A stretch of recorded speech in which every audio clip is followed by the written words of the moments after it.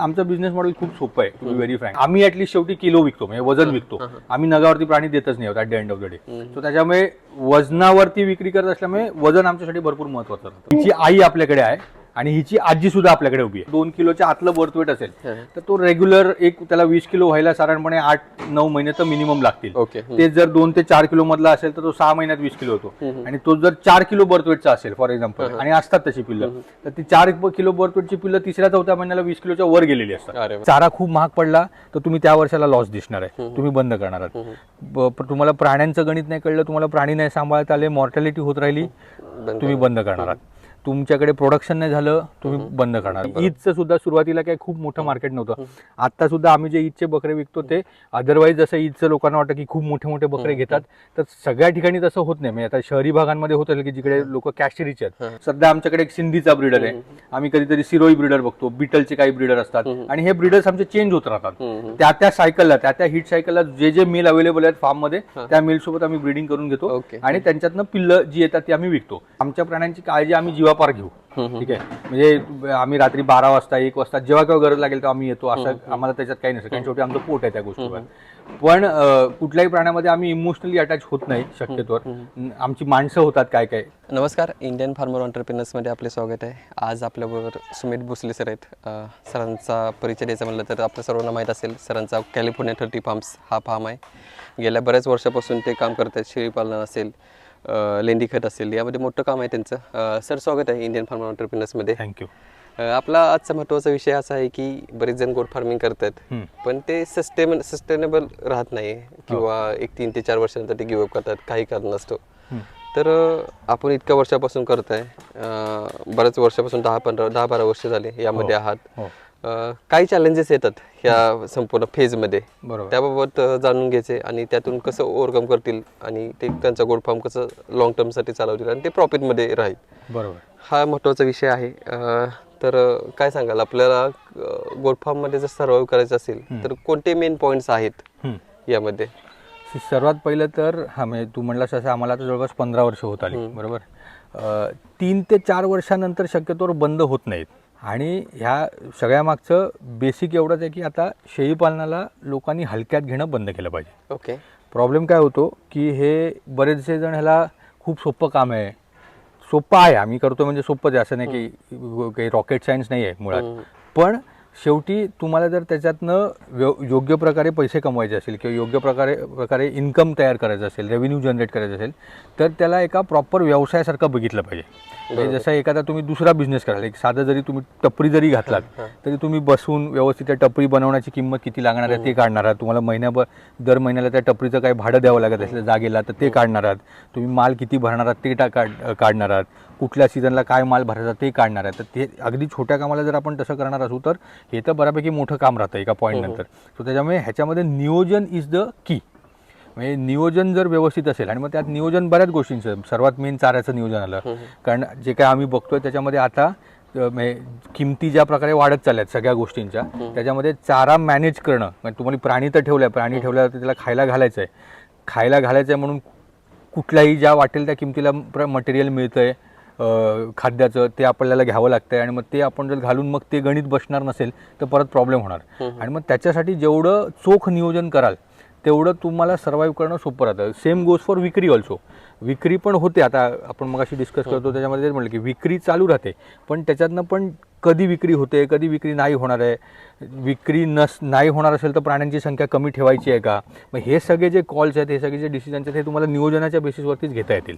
अगदी त्याला आपण म्हणजे डेटा ओरिएंटेड काम जरी असलं तरी तुम्हाला सगळं हे करून ठेवायची गरज नाही, पण तुम्हाला एक बेसिक अंदाज असला पाहिजे की हा धंदा आहे आणि जसा कुठला दुसरा एखादा धंदा चालतो की ज्याची गणितं असतात प्रत्येक वेळेला, काय कधी केव्हा करायचं आहे ते त्या वेळेला झालं पाहिजे, तर हा व्यवसाय आपल्याला अविरतपणे करता शक्य आहे.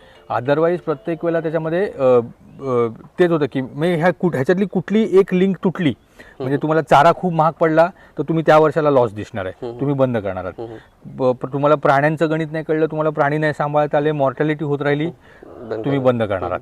तुमच्याकडे प्रोडक्शन नाही झालं तुम्ही बंद करणार. सो कुठलीही एक लिंक जरी ह्याच्यातली बंद पडली किंवा तुटली तर तुम्हाला काम करता येत नाही. सो त्याच्याकरता नियोजन व्यवस्थित करायचं, नियोजन नीट झालं की तुमचं काम पुढचं व्यवस्थित चालतं, 2 पैसे मिळतात आणि शेवटी पैसे मिळाले तरच आपण सर्व्हाइव्ह करू शकू. विदाऊट पैसे सर्व्हाइव्ह नाही करता येणार आहे. सो त्या पद्धतीने करायचं. आणि जसं मी म्हटलं की हलक्यात न घेता ह्याच्यामध्ये इंटेन्शन हे पैसे कमवणं पाहिजे. आता गुड फार्मिंगमध्ये काय झालं ना, प्राणी विकणं हा एक भाग झाला, त्याच्यामध्ये त्याच्या पण बरेचसे पोट भाग होतात किंवा तुम्ही फक्त इन द सेन्स जे आपले बुचर्स आहेत किंवा खाटगी आहेत त्यांना आपण जे प्राणी देतो ते किरकोळ विक्री होते बरेच वेळेला प्राण्यांची. म्हणजे लग्नाला जातं, गोंधळात जातं, देवळात जातं, यात्रेला बोकड लागतात, ती एक वेगळ्या प्रकारची प्राण्यांची विक्री होते. त्याच्यानंतर लहान पिल्लांची विक्री खूप चांगल्या पद्धतीने करता येते. किंवा ज्यांना कोणाला नवीन प्रकल्प सुरू करायचे असतील तर त्या लोकांना तुम्हाला प्राणी देणं हा एक प्राणी विक्रीचा भाग झाला. मग हे सगळे तुम्हाला जे काय म्हणतो आपण ॲव्हेन्यूज आहेत किंवा हे सगळ्या ज्या ब्रांचेस आहेत ते तुम्हाला टॅप करावे लागणार आहेत. तुम्ही असं म्हणू नाही शकत की नाही मी फक्त एक करणार. मग ते तुम्हाला तुमची अपेक्षा तेवढं कमी ठेवूनच ते एक करावं लागेल. जर तुम्हाला व्यवस्थित त्याला 12 महिने रेव्हेन्यू जनरेट करायचं असेल तर ह्या सगळ्या गोष्टी फक्त करणार असेल नाही, तुम्ही जर करताय तर हरकत नाही, पण मग तुम्हाला त्या ब्रीडिंगच्या त्या ओव्हरऑल इकॉनॉमीमध्ये त्या इकॉनॉमीमध्ये बसून त्याच्यात तुम्हाला रूल करावा लागेल.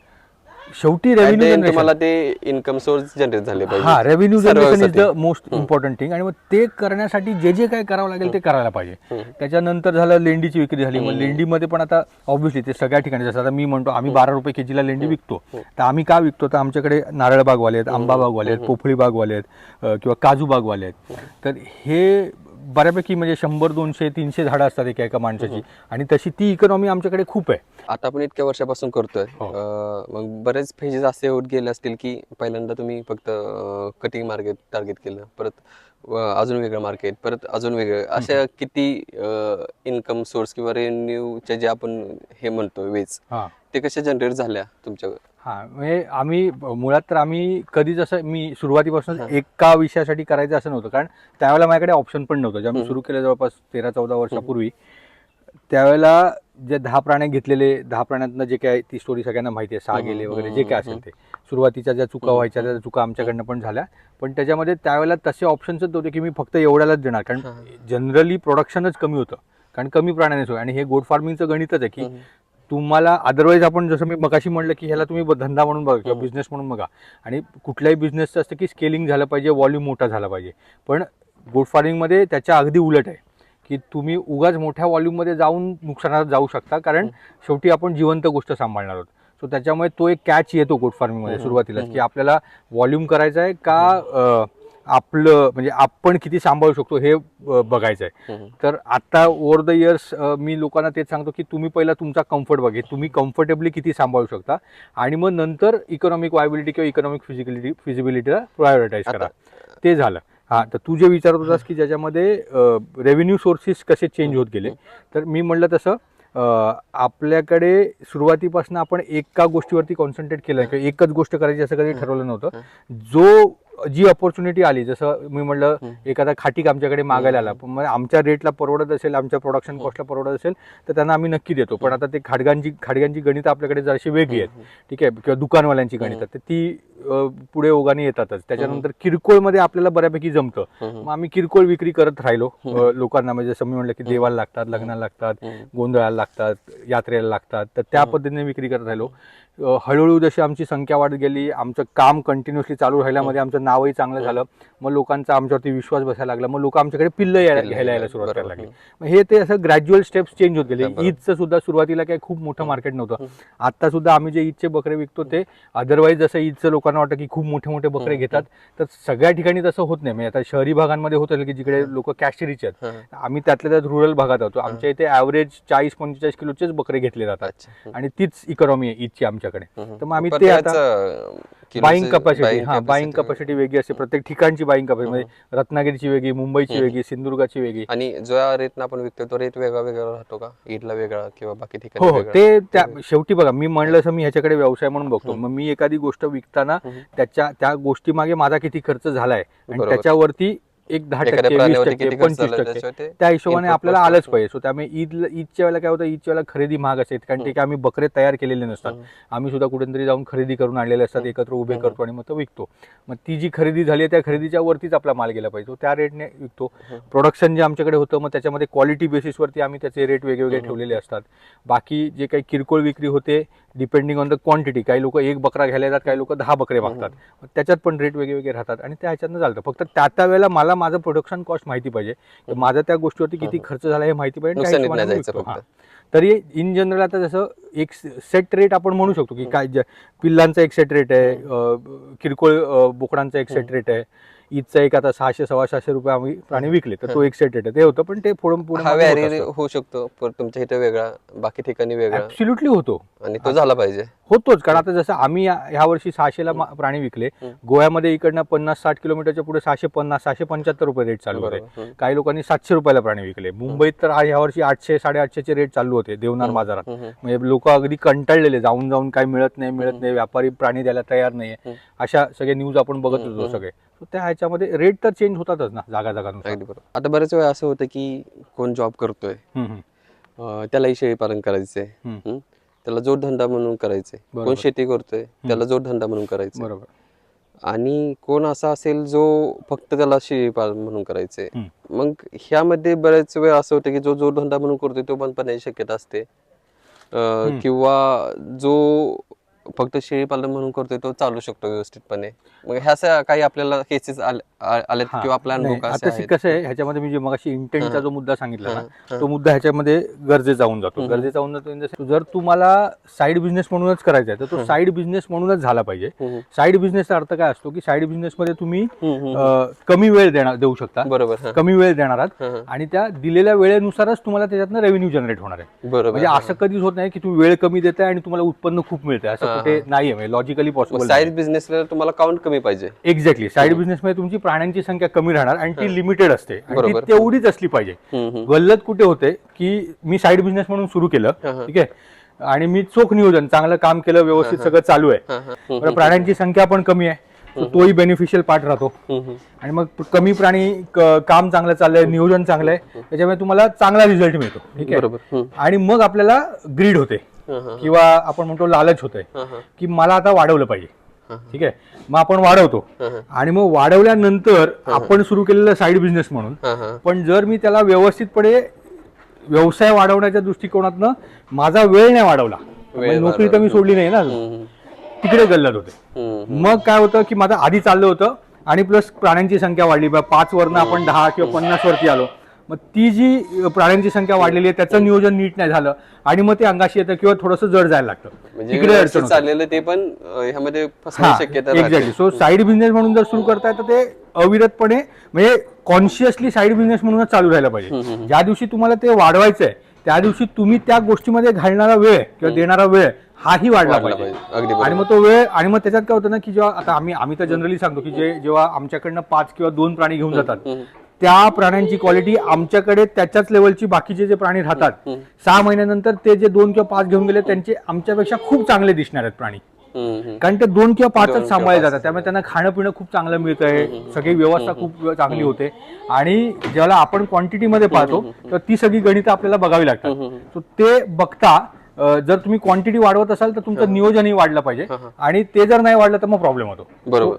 हे कुठेतरी क्लॅरिटी असली पाहिजे. आणि मग तुझे म्हणलंस की बंद पडू शकतं का, तर जर असं झालं की त्यांनी नियोजन नाही व्यवस्थित केलं तर नक्की बंद पडणार आहे. पण जर एखादा माणूस साईड बिझनेस म्हणून करतोय आणि तो साईड बिझनेस म्हणूनच त्याच्याकडे बघतोय आणि तो त्याच्यातच कंटेंट आहे किंवा माझं काम जे काही कमी प्राण्यांमध्ये होतंय ते चांगल्या क्वालिटीचं काम होतंय आणि तेच माझं चालू राहतंय आणि मी तेच माझ्या नोकरी सोबत करतोय, तर मग ते काही बंद होण्याची गरज नाहीये त्याच्यामध्ये, किंवा बंद नाही पडू शकत तसं. मग त्याचं मॉडेल तयार केलं 5+1 किंवा 6+1, 5+1, 10+1, तुम्हाला जे जमतंय ते. तुम्ही कुठल्या ठिकाणी आहात, तुम्ही कसं काम करताय त्या सगळ्यावरती अवलंबून आहे. मी तर म्हणतो दोन पण खूप चांगलं आहे. 2 शेळ्या तुम्ही बोकड मे बी ठेवू पण नका, जेव्हा गरजेला बोकड लागतो तेव्हा आजूबाजूला बोकड असेल तर त्याचा वापरू शकता तुम्ही, किंवा तसं करू शकता. किंवा बोकड ठेवला तर तो विकता येतो, कारण बोकडाला रिसेल व्हॅल्यू आहे, तेही करता येईल. पण त्याच्याकडे तुम्ही बघून, म्हणजे तुम्ही काय करताय हे तुम्हाला माहिती असताना केलं पाहिजे. बरोबर. आणि हे जे मॉड्यूल आहे ते सर्व होऊ शकतं. नक्की होऊ शकतं. बरोबर. आणि जे फक्त अशा मॉडेलकडे वळतात जसं आपण मॉडेल हे केलंय, हा जॉब करत करत 1-2-3 वर्ष जॉब करत हे मॉडेल जर चालवलं तर तसं होतं का शक्य? नाही, पण ते परत तेच आहे. आता जसा आम्ही आता माझे 200 प्राणी आहेत बरोबर, माझा हा मेन व्यवसाय आहे. तर त्याच्यामुळे मी ज्या वेळेला जॉब करत होतो तेव्हा मी 10 प्राण्यातच होतो. आणि ज्यावेळेला मी ठरवलं की नाही आता मला माझी संख्या वाढवायची, मला व्याप वाढवायचा, मला काम मोठं करायचं आहे, तेव्हा मला जॉब सोडावा लागला. जॉब करत करत हे नाही होत. म्हणजे काही लोक करतही असतील आणि करतातही, पण मग ते त्यांच्याकडे तेवढी शेवटी ह्याच्यामध्ये man power is the key. परत मग ती त्या पद्धतीची त्यांच्याकडे मॅन पॉवर असेल की ते जॉबला उभे असताना त्यांचं काम चोखपणे केलं जात आहे त्यांच्या माणसाकडनं. तेही होत आहे. म्हणजे हे सब्जेक्टिव्ह विषय आहेत तसं बघायला गेलं तर. पण एक जनरली बघायला गेलं तर जर तुम्ही काम करताय, तुमचा व्यवसाय, तर तुम्ही तिकडे उभं राहून जर ते केलं आणि जर तुमचा समजा एवढे सगळे प्राणी आहेत, हे मी पार्ट टाइम म्हणून नाही करू शकत, हे मला फुल टाइम म्हणूनच करावं लागेल. आणि जर मी ते व्यवस्थित तिकडे उभं राहून नियोजन करत राहिलो तर माझं काम चालू राहणार आहे. आता मला इथे जाणवलं की तुम्ही म्हणजे इतके वर्ष का सर्व्हाइव्ह आहात किंवा त्यातून तुम्ही चांगला एक बिझनेस का करत आहात, तर इथे मला 4 पिढ्यांचे शेळ्या दिसल्या इथे. म्हणजे एका शेळीकडून 3 पुढच्या पिढ्या आलेल्या आहेत. मग अशा काही केसेस आपण ठेवलेल्या आहेत किंवा बोकर 90-95 किलोचे बोकर हे इथे झालेलं आहे आपल्याकडे तयार. म्हणजे अशा जर तुम्ही जर व्यवस्थितपणे अवलंब केला तर सर्व होऊ शकतं. असे काही केसेस आम्हाला दाखवू शकता का तुम्ही? म्हणजे आता तुम्हाला एक दाखवतात, ते हातात सापडणं कठीण आहे ते प्राणी, ते फिरत असतात सगळीकडे. या दाखवतो, या ही एक वेद झालेली शेळी आहे आपल्याकडे. ही आपल्याकडे ऑब्व्हियसली जन्माला आलेली. आता हिचं पिल्लू आहे, म्हणजे हिची फिमेल आहे, हिच्यापासून तयार झालेली. हिची आई आपल्याकडे आहे आणि हिची आजी सुद्धा आपल्याकडे उभी आहे. म्हणजे हिची आजी आमच्या पहिल्या शेळ्यांपैकी, म्हणजे पहिल्या आम्ही जेव्हा बोर प्राणी आणलेले 2015 साली, त्याच्यापैकी तिची आई आहे. मग तिच्या आईने आतापर्यंत आजीने ऑब्व्हियसली बरीचशी पिल्लं दिली, त्याच्यापैकी ती हिची आई आली. आणि मग हिची आई आमच्याकडे राहून ही म्हणजे हिच्या आईची ही पहिलं पिल्लू बरोबर. आणि हिने आता एक पिल्लू घातलं जे ऑलरेडी 3 महिने झालंय. आणि तिच्या आईची हिच्या नंतर अजून 2 पिल्लं झाली आहेत बरोबर. असं. सो ते ह्या एक 4 जनरेशनचा आहे. त्याच्यानंतर ती आपण आता तिथे मध्ये उभं असतात एक पांढरी शेळी होती बरोबर. हा, तर तिची आई आपल्याकडे होती, जी कोकण कन्याल ब्रीडची होती. आणि तिला मग आम्ही बोर मेल वापरून बोर सोबत त्याचं क्रॉसिंग केलेलं, त्याच्यापासून ती तयार झालेली. आणि ती शेळी आता तिने आता आमच्याकडे 5वं पिल्लू दिलंय. म्हणजे तिचं आमच्याकडे 5वं पिल्लू आलंय. आणि ती सुंदर, म्हणजे तिला आता परत आम्ही बोर वापरला. मग ती थोडी बोर होती आणि थोडी कोकण कन्याल होती. त्याच्यात अजून बोर वापरल्यामुळे ती खूप सुंदर पिल्लं देते आतापर्यंत. आणि ती आतापर्यंत 3 फिमेल आणि 2 मेल असे तिने दिले. आणि दोन्ही मेल, जो आधीचा मेल दिला तो खूपच चांगला झालेला तिचा. तो त्या पद्धतीचे बरेचसे उदाहरणं राहतात. आमचा भर काय असतो की जे कोणी आमच्याकडे प्राणी जन्माला येतात किंवा पिल्लं जन्माला येतात, तर एक तर आम्ही ते बर्थ वेटला सेग्रिगेट केलेले असतात की बर्थ वेट चांगलं असेल तर ते त्या पद्धतीने त्यांचं संगोपन पण त्याच पद्धतीने झालं पाहिजे. पहिलं जे वेट आहे ते मॅटर करतं, ते खूप मॅटर करतं, सर्वात मॅटर करतं जास्त. कारण त्याच्यामध्ये काय होतं आपल्याला समजतं, त्याच्यावरनं तुम्हाला त्या प्राण्याचा पोत दिसतो बेसिकली. पुढे जाऊन काय होणार आहे प्राण्याचं. म्हणजे फॉर एक्झाम्पल समजा 2 किलोच्या आतलं बर्थ वेट असेल तर तो रेग्युलर त्याला 20 किलो व्हायला साधारणपणे 8-9 महिने तर मिनिमम लागतील. ते जर 2 ते 4 किलो मधला असेल तर तो 6 महिन्यात 20 किलो होतो. आणि तो जर 4 किलो बर्थ वेटचा असेल फॉर एक्झाम्पल, आणि असतात तशी पिल्लं, तर ती 4 किलो बर्थ वेटची पिल्लं 3-4 महिन्याला 20 किलोच्या वर गेलेली असतात. आणि 20 किलो मी एवढ्यासाठीच म्हणतो की ते जनरल एक, म्हणजे जसं आता आमच्याकडे प्राणी मागायला जेव्हा लोक येतात, देवाला असेल, लग्नाला असेल, जे काय असेल ते 20 किलोचं पालवं पाहिजे किंवा 20 किलोचा बकरा पाहिजे, ह्या गणितातच असतात. सो 20 किलो हा आमच्यासाठी सेलिब्रिटीचा एक सॉर्ट ऑफ पॉईंट होऊन जातो की 20 किलोचा बकरा विकायचा आपल्याला स्लॉटरसाठी. बाकी पिल्लं तर आम्ही 15, 14, 13 म्हणजे 3 महिन्याच्या वरची पिल्लं आम्ही सगळी देतो. 3 महिने एवढ्यासाठीच की तोपर्यंत त्यांचं वॅक्सिनेशन प्रोटोकॉल पूर्ण झालेलं असतं, आईचं दूध त्यांनी स्वतःहून तोडलेलं असतं, आणि प्लस ते बाकी सगळ्या प्रकारचा चारा खायला त्यांनी सुरुवात केलेली असते. मग ती पिल्लं आम्हाला द्यायला सोपं पडतं. लोकांच्या अशा मागण्या असतात का 3 पिल्लांमधली पिल्लं द्या, ते असतात. त्याच्यापेक्षा लोक काय विचारतात की ही शेळी किती पिल्लं घालणार. तर आमचं त्याच्यावरती उत्तर एवढंच आहे की ही किती पिल्लं घालेल हे आता मी तुम्हाला नाही सांगू शकत. ती घालणारी 3ही घालेल, ज्या शेळीने 3 घातल्या ती पुढच्या 1ही घालते. सो असं असतात त्यातनं पण काही शेळ्या की ज्या सलग कन्सिस्टंटली 3 घालतात किंवा 2 घालतात. पण त्या ह्याच्यात जाण्यापेक्षा आम्ही म्हणतो की तुम्ही त्या शेळीचं संगोपन चांगलं करा, ती पिल्लू नक्की घालेल. मग 1 घालेल का 3 घालेल ते त्याच्यावरती डिपेंड करतं. बरं, तो एक खूप एक प्रकारचा गैरसमज आहे की 3 पिल्लं झाली की आपल्याला पैसे जास्त तयार होतात. आता निसर्ग आहे, निसर्ग तुम्हाला कुठलीच गोष्ट इम्बॅलन्स मध्ये कधी देत नाही. जेव्हा आपण म्हणतो की 4 किलो बर्थ वेटचं पिल्लू आहे आणि त्या आईने समजा 2 पिल्लं घातली, तर ती ऑब्व्हियसली दोन्ही 4 किलोची येत नाहीत. 2.5, 2 किंवा झालंच तर 2-2.5 येतील. 4चं 4.5 होईल दोघांचं मिळून. पण ते तेवढं ड्रास्टिक की दोन्ही 4 किलोची पिल्लं आली आहेत असं घालणाऱ्या शेळ्या पण खूप कमी असतात. तर त्याच्यामुळे संख्या वाढली म्हणून पैसे वाढले, कारण म्हणजे आम्ही ऍटलीस्ट शेवटी किलो विकतो, म्हणजे वजन विकतो. आम्ही नगावरती प्राणी देतच नाही आहोत at the end of the day. तर त्याच्यामुळे वजनावरती विक्री करत असल्यामुळे वजन आमच्यासाठी भरपूर महत्वाचं राहतं. बरोबर. म्हणजे आपण मोस्टली अशी सिलेक्शन प्रोसेसवर जास्त आपण हे करत नाही, म्हणजे जसं नाही मला ह्या ब्रीडच पाहिजे किंवा आणि मला आता असंच- आमच्याकडे डिमांड सगळ्यालाच आहे. म्हणजे लोकांना लांब कान पाहिजेत, लोकांना पांढरे डोळे पाहिजेत, लोकांना वळणारी शिंग पाहिजेत, लोकांना काही विशिष्ट प्रकारचे कलरच पाहिजे, काही लोकांना केसच वेगळ्या प्रकारचे पाहिजे, असं वेगवेगळ्या प्रकारचे डिमांड्स असतात. आमचा प्रयत्न असतो की त्यापैकी सगळंच बरं. आम्ही जेव्हा क्रॉस करतो प्राणी तेव्हा आम्ही असं ठरवू नाही शकत की ह्या प्राण्यामध्ये हे होईल आणि ह्या प्राण्यामध्ये हे होईल तर पिल्लामध्ये हे तयार होईल, असं होत नाही. ते आपल्या हातात तसंही नाहीये. पण एक त्यातल्या त्यात प्रोबॅबिलिटी दुसरं हे फीचर्स मेलचे आहेत, हे फीचर्स फिमेलचे आहेत, ते मिक्स केल्यावरती काय होईल ते आम्हाला पण उत्सुकता असतेच प्रत्येकाला. बरं मेल येईल फिमेल येईल ती उत्सुकता असते आम्हाला. तर त्या ह्याच्यातनं आम्ही चालत असतो. ओके, मग तेच एक बिझनेस मॉडेल तुमचं तयार झालेलं असं आपण म्हणू शकतो. हो हो. म्हणजे आमचं बिझनेस मॉडेल खूप सोपं आहे, टू बी व्हेरी फ्रँक. आम्ही काय करतो, आता इथे तुम्ही बघता आमच्याकडे साधारण 100-120 आमच्या स्वतःच्या शेळ्या आहेत. काही छोट्या काही मोठ्या, वेगवेगळ्या ब्रीडच्या, वेगवेगळ्या कॅरेक्टरिस्टिक्सच्या सगळं. त्यांना आम्ही क्रॉस ब्रीड करतो. मेनली आताच्या याच्यात बोर ही ब्रीड चांगली आहे ब्रीडिंगसाठी, कारण त्याच्यामध्ये वेट गेन खूप फास्ट मिळतो पुढे जाऊन. त्यातनं पण सगळेच काय बोर चांगले नसतात असं, म्हणजे सगळेच बोर चांगले असतात त्याच्यालाही भाग नाही. काही बोर बकरेही फेल होतात किंवा बोर बकरेही फेल झालेले आहेत. सो तेही झालं. पण आम्ही शक्यतोवर बोर वापरतो किंवा मग सध्या आमच्याकडे एक सिंधीचा ब्रीडर आहे. आम्ही कधीतरी सिरोई ब्रीडर बघतो, बिटलचे काही ब्रीडर असतात आणि हे ब्रीडर्स आमचे चेंज होत राहतात. त्या सायकलला, त्या हिट सायकलला जे मेल अवेलेबल आहेत फार्म मध्ये त्या मेल सोबत आम्ही ब्रीडिंग करून घेतो आणि त्यांच्यातनं पिल्लं जी येतात ती आम्ही विकतो. त्यातल्या त्यात जरा ब्रीडिंग करताना आम्ही थोडीशी साईज कंपॅटेबिलिटी बघतो. म्हणजे एखादा खूप मोठा बकरा असेल तर त्याला एखाद्या खूप छोट्या साईजची बकरी देऊन उपयोग नाही. तेवढं आम्ही बघतो. बाकी जे काही परम्युटेशन कॉम्बिनेशन बनवता येईल ते बनवतो. त्याच्यापासून जी पिल्लं होतात मग त्यांच्या मेरिट म्हणजे बर्थ वेटच्या मेरिटवरती ती आम्ही पिल्लं विकतो. बरोबर. सिंपल. दुसरं आहे की ज्यांना नवीन अॅनिमल्स लागतात तर त्यांना समजा कोणाला एखाद्याला 20 एका पर्टिक्युलर ब्रीडचे शेळ्या पाहिजेत किंवा 30 एका पर्टिक्युलर ब्रीडचे शेळ्या, त्याही आम्ही आणतो, त्यांना क्वारंटाईन करतो, महिनाभर त्यांची काळजी घेतो, व्यवस्थित त्यांना सेट करतो, तेही देतो. तिसरा मुद्दा असतो जे विक्रीला जातात. म्हणजे जसं आता आमच्या इथे आम्ही आता गोव्याच्या खूप जवळ आहे, तर मापसामध्ये एक देऊळ आहे की जिकडे दर साधारण 3 महिन्याला 25-30 बोकड लागतात. मग त्यांना सुद्धा आमचं ते आता एक सॉर्ट ऑफ अलिखित टायअप आहे. ते येतात, आम्हाला 1 महिनाभर आधी सांगितलेलं असतं, आम्ही त्यांना बोकडाची व्यवस्था करून देतो, त्यांना ते बोकड आम्ही देऊन टाकतो. तर तशा पद्धतीने आमचं काम चालतं. Great great. म्हणजे हे वेळेनुसार जसं पुढे झालं तसं ते वेळेनुसार, आणि जे आली आहे ऑपॉर्च्युनिटी ती सोडायची नाही. विक्री करायला मिळते, विक्री करा, प्राणी अरेंज करा आणि द्या पण द्या. बरोबर. म्हणजे कारण जेव्हा तुम्ही ह्याच फक्त बिझनेसवर डिपेंडेंट आहात तर त्यातून तुम्हाला जेवढे रेव्हेन्यू सोर्सेस तयार होतील तेवढे आपल्याला केले पाहिजेत. बरोबर. आता यामध्ये मेलचा आपण बोलला तर असे कोणते मेल आहेत जे तुम्हाला चांगले, ज्यातून तुम्हाला फायदा झाला किंवा चांगले तुम्हाला पिल्ले तयार झाली?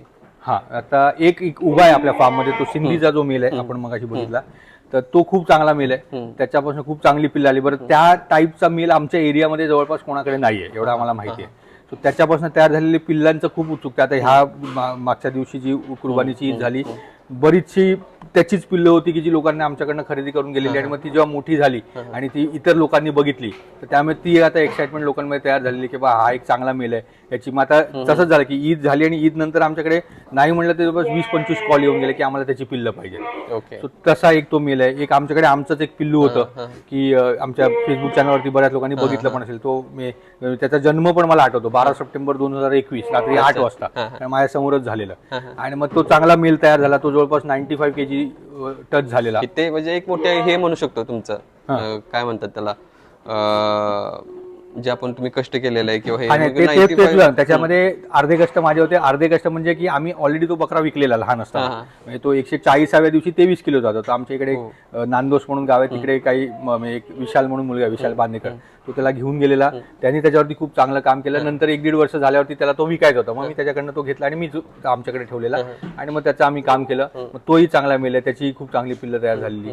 सो असे बरेचसे मेल येऊन गेले. ते आमच्याकडे खूप चांगला व्हाईट आईज मध्ये बिटल मेल होता, त्यांनी खूप चांगली पिल्लं दिलेली आम्हाला. आता यामध्ये इमोशनल राहून चालतं का बिझनेस मध्ये? बरेच वेळा तुम्ही जोरत असाल एखाद्या मेल बरोबर वगैरे किंवा फिमेल बरोबर, कसं हे नाही राहायचंय. म्हणजे ते तुम्ही आता ते प्रत्येक माणसाचं वेगळं गणित असणार.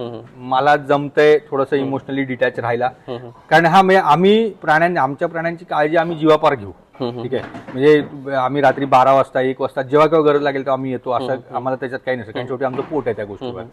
पण कुठल्याही प्राण्यामध्ये आम्ही इमोशनली अटॅच होत नाही शक्यतोवर. आमची माणसं होतात काय काय जे आमच्या महिला वर्ग आहे आमच्या कामाला, तर ते होतात, कारण त्या लोकांनी तर लिटरली त्यांना दूध पाजलेलं असतं, सगळं मोठं केलेलं असतं.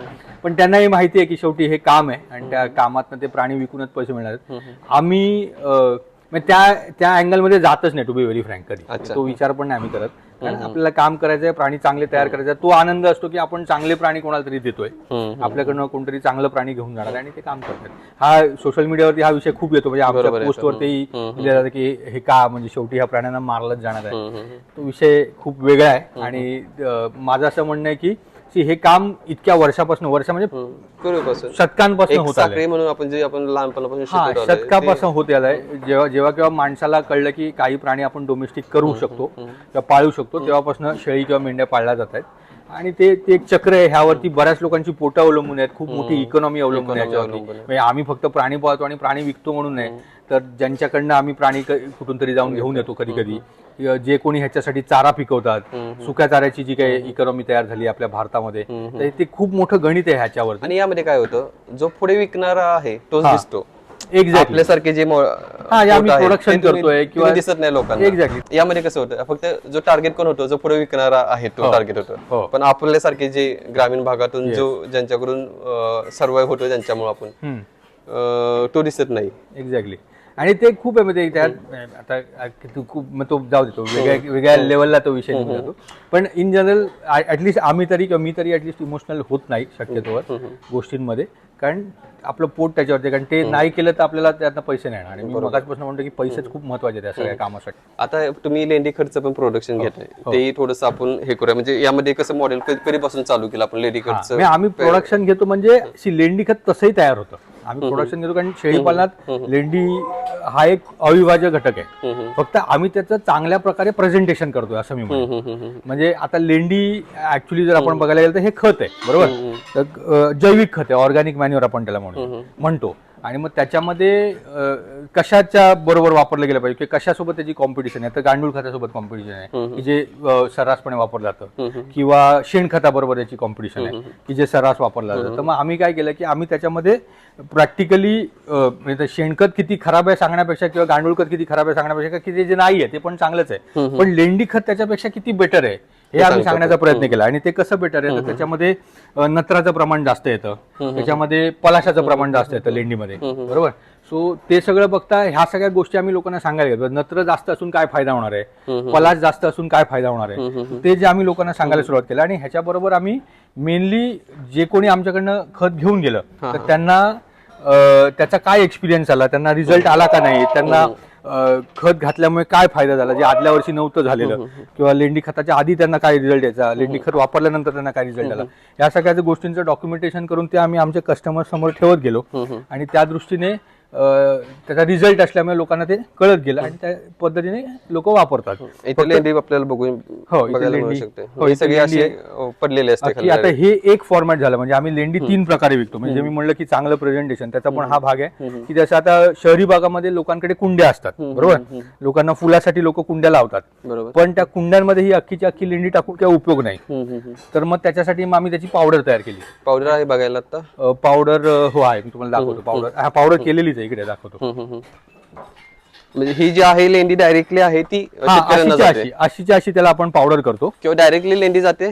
डायरेक्टली लेंडी पण जाते. डायरेक्ट लेंडी कोणाला जाते, तर हे जे आमच्याकडे आंबा, नारळ, पोपईवाले आहेत त्यांच्यासाठी, त्यांची झाडं मोठी असतात, तर त्यांना पावडर लेंडीची गरज नाही, तर त्यांना आपण अख्खी लेंडी प्रिस्क्राईब करतो. पावडर लेंडी, ही पावडर लेंडी आहे, त्याच लेंडीची पूड केलेली. पावडर म्हणजे पूड केलेली आहे बेसिकली.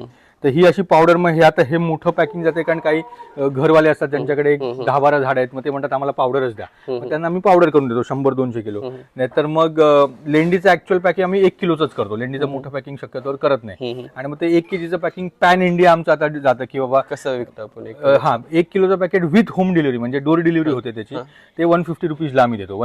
150 रुपये केजी, ज्याच्यामध्ये इकडनं डिस्पॅच होऊन त्यांच्या दारात पोचतं. ठीक आहे, म्हणजे ती त्याच्यातलीच कॉस्ट जाते जवळपास 80-90 किलो पर 80-90 रुपये पर केजी डिलिव्हरीचीच कॉस्ट जाते आणि मग त्याच्यावरती पॅकेजिंग कॉस्ट आणि ते सगळं करून जे आता अदरवाईज हे आम्ही आता जागेवर 22 रुपये किलोला विकतो. ओके. शेतकरी मित्रांनो, ह्या व्हिडिओमध्ये आपण सुमित सरांचा एकंदरीत 15 वर्षाचा प्रवास, गोट फार्मिंग सस्टेनेबल कसं ठेवायचं, तसेच गोट फार्ममधून मल्टिपल इन्कम वेज कसे तयार करायचे याबाबतची संपूर्ण माहिती त्यांनी आपल्याला सांगितली. तसेच त्यांनी त्यांच्या लेंडी पावडरबद्दल पण सांगितले. त्यांचं लेंडी पावडर जी आहे ती आपल्या IAP स्टोअर www.iapstore.com ह्या वेबसाईटवर अवेलेबल आहे. तिथून तुम्ही ते परचेस करू शकता. तसेच हा व्हिडिओ आपण येथेच थांबवतोय. व्हिडिओ आपल्याला आवडला असेल तर तुम्ही जास्तीत जास्त शेअर करा. आपले काही प्रश्न असतील ते तुम्ही कमेंट बॉक्समध्ये सांगा किंवा सरांचा नंबरही मी दिला आहे, त्यांना तुम्ही डायरेक्टली कॉल करूनही विचारू शकता. व्हिडिओ आवडला असेल तर आपल्या चॅनेलला सबस्क्राईब करा, व्हिडिओ शेअर करा. तसेच अधिक माहितीसाठी आपल्या इंस्टाग्राम अकाउंटला फॉलो करा. धन्यवाद.